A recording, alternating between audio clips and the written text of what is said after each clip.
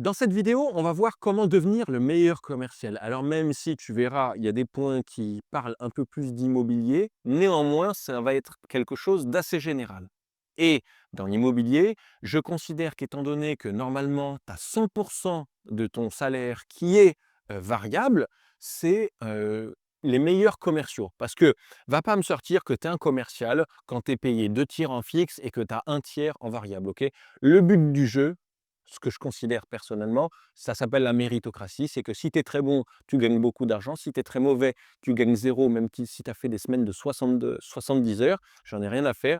Donc, moi, ce que je rechercherais, ce que je dis à ma fille, même si elle est encore trop jeune pour travailler, c'est que il faut chercher le métier où tu as le plus de variables possible parce que c'est là où tu vas pouvoir gagner le plus d'argent possible. Donc, si tu veux être le meilleur commercial possible, avoir des salaires de bâtard, même si tu n'as pas d'éducation et que tu as que ton bac comme moi, voici les 9 règles à appliquer. Règle numéro 1, c'est connaître parfaitement ce que tu vends. Ok, que tu vendes un produit ou un service, il faut que tu sois incollable sur le sujet. Il faut que tu connaisses tout. Et dans l'immobilier, crois-moi, j'ai été bien meilleur agent immobilier une fois que j'ai déjà acheté ma résidence principale. Une fois que j'étais déjà passé par là, j'avais une meilleure vision, je connaissais encore mieux tout le processus parce que je l'avais vécu moi-même. Donc, règle numéro 1, connaître ce que tu vends. Règle numéro 2, c'est peut-être débile, mais c'est être propre. La première impression, pardon, c'est la plus importante, encore plus dans les métiers commerciaux. Donc quand je dis être propre, c'est tu es en costume, ta chemise elle est repassée, tu es bien rasé, tu es bien coiffé, tu as les ongles coupés, tu es irréprochable. Ok. Règle numéro 3, parler au bon interlocuteur. Si tu es dans l'immobilier, souvent tu as affaire à une famille lors d'une succession ou tu as affaire à un couple. Ok, souvent c'était le couple. À chaque fois que tu as plusieurs interlocuteurs, il va falloir que tu te démerdes pour trouver l'alpha. L'alpha, c'est le décisionnaire. Parce que tu peux parler 15 heures à la mauvaise personne, ça ne changera rien du tout. Donc, trouver l'alpha et pour ça, tu as des techniques. On en parlera dans une vidéo spécifique si ça t'intéresse. Tu as tout ce qu'on appelle le PNL, psychologie neurolinguistique, qui est très intéressante là-dessus. Mais voilà, essaye toujours de trouver le décisionnaire en posant les questions. Ça ne sert à rien de rester 2 heures au téléphone avec la secrétaire si c'est le patron qui prend les décisions. C'est pour ça que souvent, c'est compliqué de passer l'étape de la secrétaire et d'avoir le patron ou la patronne. Règle numéro 4, c'est montrer ton expérience pour rassurer le client. Peu importe ce que c'est, les gens détestent travailler avec des puceaux, avec des débutants qui viennent de commencer. Encore plus quand le bien est élevé, donc encore plus dans l'immobilier. Tu rentres une maison à 3 millions d'euros que tu as en mandat, bah, le propriétaire, si tu as 19 ans, il va peut-être pas te faire confiance parce que tu connais rien à la vie et que tu n'as pas assez d'expérience. Donc, pour ça, tu as des phrases à placer. À chaque fois que tu as quelqu'un qui t'appelle et que pour n'importe quelle raison, tu n'as pas décroché, tu rappelles, tu dis: «Je suis vraiment désolé, j'étais en signature notaire, ça a duré plus longtemps que prévu». Même si c'est faux, tu vois? Le but du jeu, c'est d'instaurer dans la tête de ton interlocuteur que tu étais en signature, que tu étais occupé. Alors ça se trouve, tu étais comme un connard sur Facebook en train de chier, mais le but du jeu, c'est ça. C'est vraiment ces petites phrases qui vont faire la différence et c'est pour ça que je t'ai sorti ça. C'est aussi les gadgets, tu vois? Ça, c'est un stylo, on va essayer de zoomer, ça, c'est un stylo Montblanc. Les Montblanc, c'est des stylos qui coûtent assez cher. Donc quand j'étais dans l'immobilier, on avait à signer les mandats et à chaque fois, j'avais mon stylo. Moi, j'ai commencé tôt, j'ai commencé à 19 ans. Donc j'avais besoin de me vieillir et j'avais besoin de sécuriser mon interlocuteur en disant que voilà, je valais quand même quelque chose. Et ça peut être débile, mais c'est comme ça. Le fait de dire: «Bon, bah, il peut payer un stylo à» je ne sais pas combien ça coûte, je ne me souviens plus, ça fait très longtemps, hein, j'ai 37 ans maintenant. Donc, mais il est, tu vois, le Mont Blanc, il est visible, le logo est connu. Donc tout de suite, ils vont voir que c'est un stylo Mont Blanc.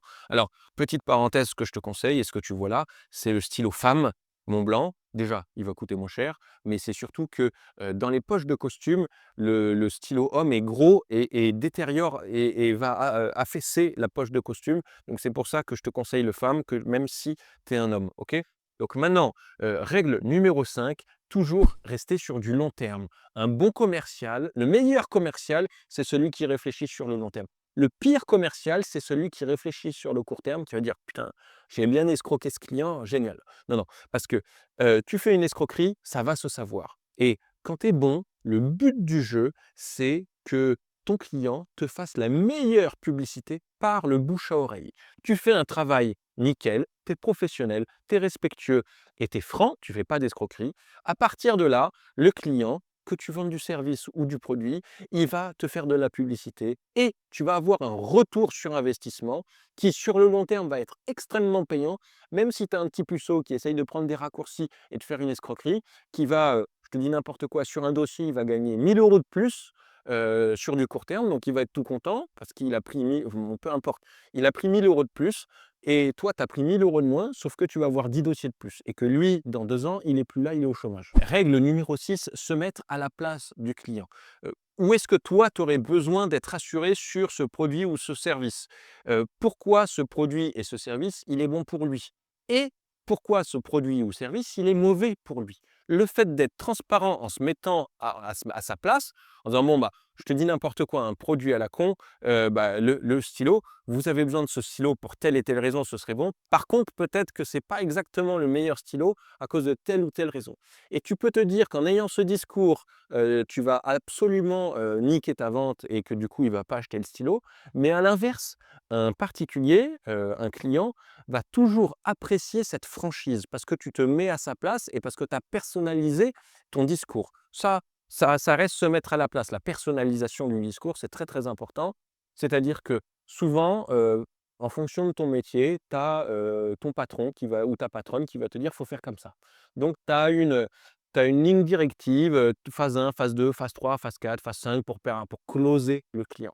Si tu respectes ça, à faire ton robot, à avoir toujours le même discours, c'est de la merde. Le but du jeu, d'un vrai commercial, c'est là où il y a toute la différence qui se fait, c'est c'est de personnaliser ton discours en te mettant à la place du client. Si ton client c'est un homme, si ton client c'est une femme, si ton client c'est un chef d'entreprise, si ton client c'est un employé, il faut que ton discours s'adapte à ça. Et c'est pour ça qu'il faut se mettre à sa place parce que tu connaîtras beaucoup mieux le client et tu arriveras à mieux répondre à ses attentes si tu te mets à sa place. Règle numéro 7 maintenant, c'est l'éducation. Alors ça peut être tout con, mais ça peut te foirer une vente. Alors je sais, je suis un peu vulgaire dans les vidéos, mais c'est la façon dont je parle quand j'ai rien à vendre, mais c'est pas la façon dont je parle quand je suis face à un client. Donc bien parler, être poli, oui madame, oui monsieur, au revoir madame, au revoir monsieur, c'est des bases que peut-être tu n'as pas appris dans ton éducation et c'est regrettable, mais néanmoins, il faut que tu en aies conscience que cet excès de politesse et le fait de, tu vois, toujours madame, toujours monsieur, toujours vous voyez, même si parfois le client va te tutoyer, surtout quand il a 45 ans et que toi tu as 20 ans, tu commences, garder cette éducation et cette politesse va faire une énorme différence. Souvent, va mettre le client un peu sur un piédestal et va essayer de faire une hiérarchie en disant le client est supérieur à toi. C'est voulu. Il va kiffer ça, il aime bien garder cette supériorité, il va pas avoir l'impression que c'est toi qui es meilleur que lui et que tu l'emmènes où tu veux. Il va avoir l'impression de dire: «Bon, j'ai fait ce que je veux du petit gamin». Donc ça, c'est une énorme plus-value et dans tous les cas, revenons au point, important, c'est l'éducation. Ça, c'est vraiment la base. Il suffit que tu sois pas poli au téléphone une fois pour perdre un dossier. Encore 2 règles. Règle numéro 8, c'est trouver des points communs. Ça, c'est le meilleur qui peut se produire pour toi, c'est d'avoir des points communs avec ton interlocuteur. Il faut que tu trouves les points communs et ensuite, il faut que tu parles d'autre chose. Tu n'es pas en train de vendre ton produit ou ton service, tu es en train de parler de ton point commun. On fera une vidéo sur toutes mes anecdotes immobilières, que ce soit les miennes où j'ai été formé par 2 personnes, Dom et Steph, et je te parlerai de ces anecdotes-là où Steph était très très bon pour trouver des points communs. Il s'inventait même une vie tellement il était perché. C'est le meilleur commercial que j'ai jamais connu. Et même si moi, bah, j'ai très bien gagné ma vie, etc., même si je me considère là, tu vois, lui, il est vraiment tout là-haut, il touche les étoiles. Donc trouver des points communs, c'est le plus important. Donc évidemment, il faut avoir de la culture pour essayer de reconnaître des points communs quand tu visites les biens des gens, quand tu les as un peu au téléphone ou quand tu fais une recherche en amont sur internet. Et dernier point, dépasser les attentes, ou sous-promettre et surlivrer. Je te donne un exemple très simple parce que c'est peut-être un peu compliqué. Tu as un rendez-vous un mardi, pour une estimation, désolé de garder l'immobilier comme exemple et tu dis: «Bon, je vais vous rendre l'estimation, le dossier d'estimation sera prêt samedi». Donc déjà, tu vas pas dire samedi, juste comme ça. Tu vas dire: «Écoutez, on est mardi, je vais faire mon maximum pour vous rendre l'estimation samedi». Tu rajoutes une phrase juste pour placer. Mais j'ai énormément de travail en ce moment, j'ai beaucoup d'estimation, et cetera. Montrer que tu es très professionnel, que tu es très demandé, que tu as pas besoin de lui, c'est lui qui a besoin de toi, OK? Donc une fois que tu as sorti cette petite phrase, dans ta tête, il faut que tu te dises, «Si je dis samedi, je ne dois pas rendre l'estimation samedi. Je dois la rendre jeudi ou vendredi. Donc c'est pour ça qu'à chaque fois, tu vas te rallonger sur ton planning volontairement de 24 à 48 heures, juste pour avoir, pour surdélivrer par rapport à ce que tu as dit. Donc à la place, je vais dire au client samedi, lui il est très content pour samedi, il n'y a aucun souci, sauf que je vais lui rendre vendredi, parce que comme ça, je vais lui montrer que je tiens à lui, j'ai fait ce projet en priorité, ou j'ai beaucoup travaillé, pour le faire avant le délai qui était imparti. Et ça, d'un point de vue psychologique, c'est énorme. Donc à la place, imagine la différence. C'est rendez-vous mardi, tu dis: «Je vais vous le rendre samedi», tu le rends samedi, pas de surprise. Imagine, tu dis: «Je vous le rends samedi», tu le rends vendredi, surprise positive. Et imagine, tu dis: «Je vous le rends vendredi» ou «Je vous le rends jeudi» parce que tu veux montrer que tu es, actif et cetera, et finalement tu le rends samedi. Donc tu vois, et là tu t'es tiré une balle dans le pied. Là, va falloir aller en chirurgie parce qu'il te manque des orteils.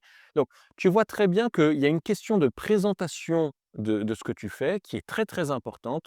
C'est de la psychologie, mais vraiment, je te conseille, ça, c'est vraiment un truc de ouf, de dépasser les attentes sur tout, et à chaque fois, ça a marché et ça va te permettre de doubler tes concurrents parce que quand tu es commercial, c'est un milieu, un métier qui est très compétitif et il va falloir que, tu remplisses 2 choses. En numéro un, que tu instaures la confiance et que tout se passe bien avec ton client, mais aussi que tu sois meilleur que tes concurrents. Parce que le but d'être bien avec ton client et de tout faire comme il faut, ça va ne pas suffire. Il va falloir que tu gagnes d'un côté et que tu détruises de l'autre. Il faut que tu détruises la concurrence parce que peu importe le contrat, peu importe si c'est de l'immobilier ou pas, quand tu es en exclusivité, quand tu es tout seul, ça n'a rien à voir, c'est 10 fois mieux. Voilà pour cette vidéo, j'espère qu'elle t'a plu. Dis-moi si dans les commentaires tu veux qu'on parte un peu plus sur le côté commercial par rapport à l'immobilier. Moi je te dis, porte-toi bien d'ici la prochaine vidéo et n'hésite pas à t'abonner parce qu'il y en aura 2 par semaine. À plus, salut.